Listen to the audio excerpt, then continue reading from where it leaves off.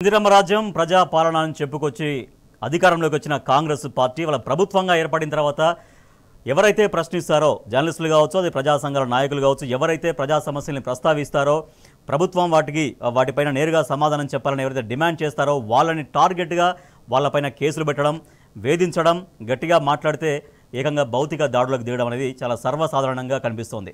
ఈ కాంగ్రెస్ 8 నెలల పాలనలో అనేక మంది జర్నలిస్టులు ప్రభుత్వ వేధింపులు ఎదుర్కొంటున్నారు. ఏకంగా భౌతిక దాడులు అంటే ప్రాణాపాయం నుంచి త్రుటిలో బయటపడ్డటువంటి అనేక ఘటనలు కూడా మనం చూస్తున్నాం. సో నిన్నటికి నిన్న సీఎం రేవంత్ రెడ్డి సొంత గ్రామం కొండారెడ్డిపల్లిలో 2 మహిళా జర్నలిస్టులను ఏకంగా ఒక 50-60 మంది చుట్టుముట్టి వాళ్ళని మహిళలని కూడా చూడకుండా వాళ్ళపైన ఒక భౌతిక దాడికి దిగడం, ఇష్టారీతిన మాట్లాడడం, అక్కడికి పోలీస్ స్టేషన్కి వెళ్ళిన తర్వాత కూడా అక్కడ కూడా పోలీసుల ముందు కూడా చాలా ఇష్టారీతిన మాట్లాడడం అనేది మనం చూసాం. సో ఇవాళ వాళ్ళ ఇద్దరు కూడా సరిత అండ్ విజయారెడ్డి ఇద్దరు కూడా మహిళా కమిషన్ను ఆశ్రయించారు. మహిళా కమిషన్కు వాళ్ళు రిప్రజెంట్ చేశారు. సో కాసేపటి కింద బీఆర్ఎస్ వర్కింగ్ ప్రెసిడెంట్ కేటీఆర్ ఇంకా బీఆర్ఎస్ పార్టీ ముఖ్య నాయకులందరూ కూడా డీజీపీ దృష్టి కూడా ఈ విషయాన్ని తీసుకెళ్లారు.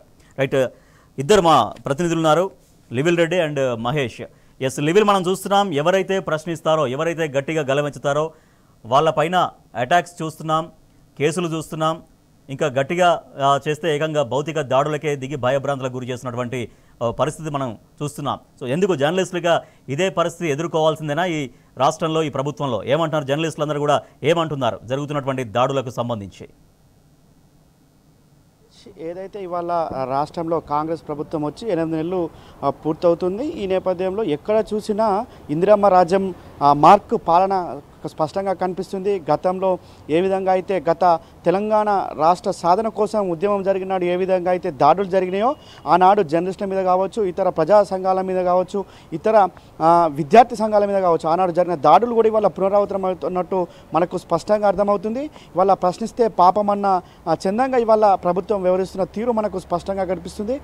1 కాదు 2 కాదు 10ల సంఖ్యలో ఇవాళ జర్నలిస్టుల మీద దాడి జరిగింది. అయినప్పటికీ కూడా ప్రభుత్వం నుంచి ఎలాంటి స్పందన రాకపోవడం ఇవాళ హాస్యాస్పదంగా కనిపిస్తుంది. జర్నలిస్టు సంఘాలు మాత్రం ఇవాళ తూతూ మంత్రంగానే జర్నలిస్ట్ సంఘాలు కూడా ఇవాళ ఫిర్యాదులు చేస్తున్నాయి. జర్నలిస్ట్ సంఘాలు కూడా జర్నలిస్టులకు మద్దతు ఇస్తున్నాయి. కానీ ఒక సెక్షన్ ఆఫ్ ఏదైతే ఉందో అదంతా కూడా జర్నలిస్టులకు దాడులు జరిగినా, జర్నలిస్టులపైన ఏం జరిగినా కనీసం పట్టించుకున్న పాపాన పోతలేని పరిస్థితి వాళ్ళ రాష్ట్రంలో నెలకొంది. గతంలో ఏదైతే ఉమ్మడి రాష్ట్రంలో ఏ విధంగా అయితే ఆ పాలన కొనసాగిందో అదే విధంగా కూడా ఇవాళ మరోసారి పాలన కొనసాగుతుంది మనకు స్పష్టంగా అర్థమవుతుంది. ఇది ప్రజా పాలన కాదు, ప్రజా వ్యతిరేక పాలన కొనసాగుతుంది అనేది మనకు నిరూపించబడుతుంది. ఏదైతే ఇవాళ 8 నెలల పాలనలో అనేక దాడులు జరిగాయి జర్నలిస్టులపైన. కనీసం ప్రభుత్వం కావచ్చు, ఆ సంబంధిత శాఖ మంత్రి కావచ్చు, ముఖ్యమంత్రి కావచ్చు, కనీసం వివరణ కోరిన సందర్భాలు లేవు.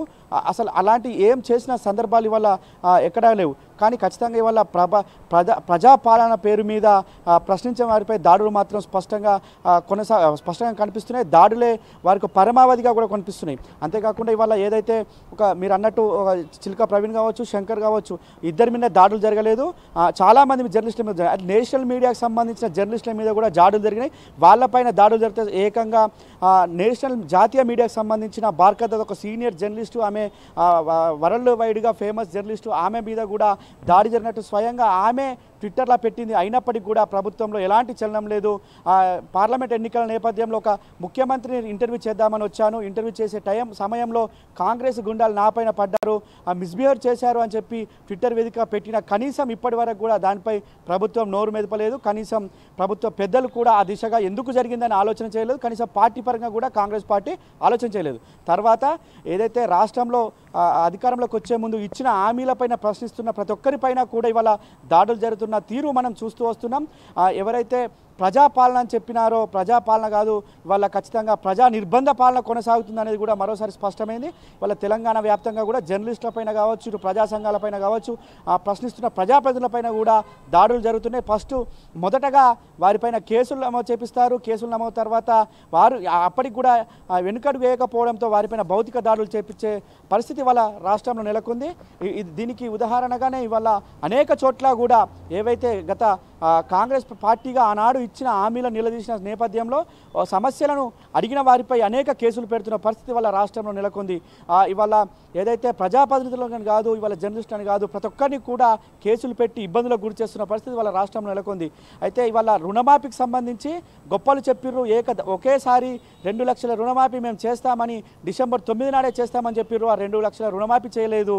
చెయ్యని నేపథ్యంలో మేము చేశామని అంగు ఆర్భాటాలతో పావుల వంతు రుణాలు చేసి 30 వంతు ప్రకటనలు ఇచ్చిన నేపథ్యంలో జర్నలిస్టులుగా వారి బాధ్యతగా ప్రజానికానికి తెలియజేసేందుకు, ప్రజల సమస్యలను ప్రజానికానికి తెలియజేసేందుకు ప్రశ్నించే గొంతుకలుగా ఇవాళ ఒక ముఖ్యమంత్రి సొంత ఊరికి వెళ్ళిరు. అక్కడ ఏ పార్టీ రుణాలు మాపైనాయి, ఎవరికి లబ్ధి చేకూరింది, వారికి ఎందుకు ఇలాంటి సమస్యలు తలెత్తినాయి, అక్కడ కనీసం ముఖ్యమంత్రి సొంతూరులైన రుణాలు అందరికీ మాఫీ అయ్యాయి అనే కోణంలో ఇద్దరు మహిళా జర్నలిస్టులు వారి సమస్యలను ప్రపంచానికి తెలియజేసేందుకు వారికి వెళ్తే జర్నలిస్ట్ సర్కిల్స్ లో ఒక చర్చ కూడా జరుగుతుంది. గతంలో బీఆర్ఎస్ ప్రభుత్వ హయాంలో యూట్యూబ్ పేరుతో చాలా ఇష్టారీతిన, చాలా వికృతంగా, చాలా హేళనగా ఒక ముఖ్యమంత్రిని పట్టుకొని మాట్లాడినప్పుడు అప్పుడు కూడా ఇటువంటి సంఘటనలు ఏమి జరగలేదు.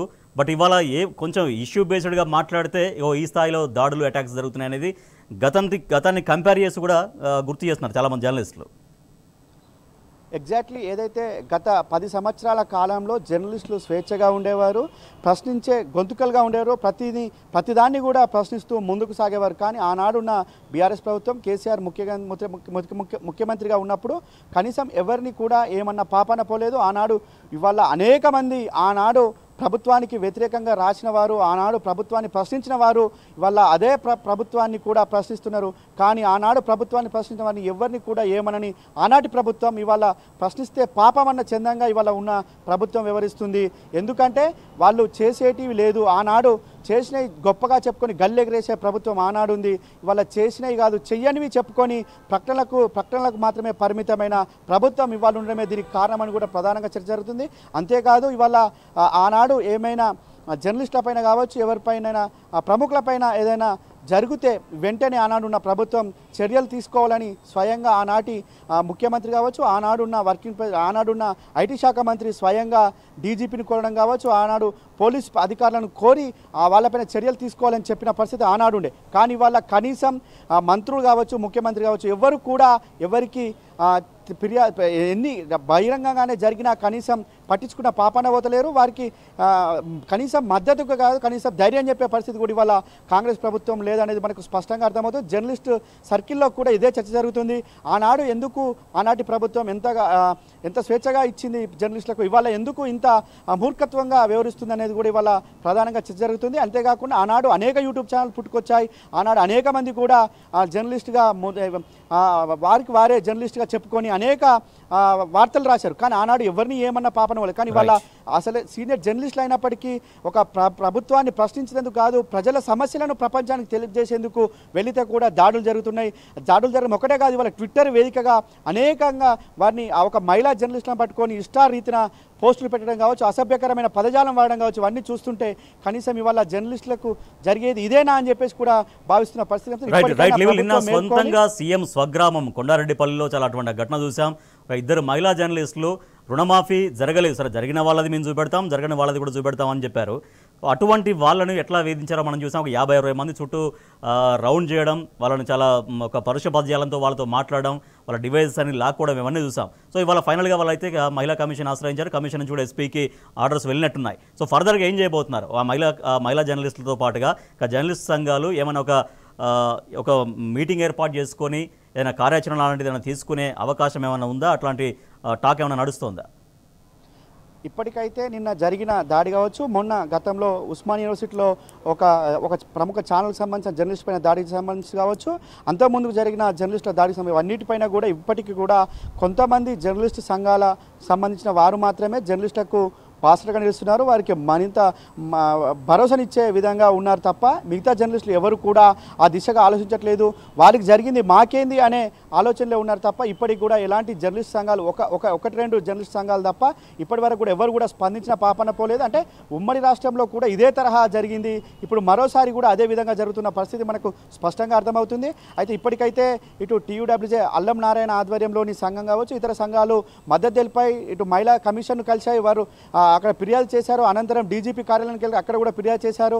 ఖచ్చితంగా ఇవాళ ఒక జర్నలిస్ట్ పైన జరిగిన దాడిని యావత్ జర్నలిస్టు సంఘాలకు ప్రతి జర్నలిస్టు కూడా వర్తిస్తుందని చెప్పేసి కూడా ఇప్పటికీ జర్నలిస్ట్ సంఘాలు చెప్పినాయి. ఖచ్చితంగా ఇవాళ ఏదేమైనా ఈ దాడులు ఇంతటితో ఆగాలనేదే ఇవాళ జర్నలిస్ట్ సంఘాలు కూడా భావిస్తున్నాయి. అందుకు ప్రభుత్వం కూడా ముందడుగు వేసి చర్యలు చర్చించి వారితో పోలీసులు కావచ్చు, ఇతర ఎవరైతే ఇబ్బందులకు గురి చేస్తున్నారో, దాడులు చేస్తున్నారో వారిపైన కఠిన చర్యలు తీసుకోవాలని కూడా ఇప్పటికే జర్నలిస్ట్ సంఘాలు కోరాయి. ఇప్పటికైనా ప్రభుత్వం కూడా ఒక డిసిషన్ తీసుకొని జర్నలిస్టులపైన దాడులు చేసిన వారిపై కఠిన చర్యలు తీసుకోవాలని చెప్పేసి కూడా జర్నలిస్ట్ సంఘాలు కోరుతున్నాయి. ఇప్పటికే మహిళా కమిషన్ సైతం ఏదైతే కొండారెడ్డిపల్లి జరిగిన దాడికి సంబంధించి కూడా ఎస్పీని వివరణ కోరింది.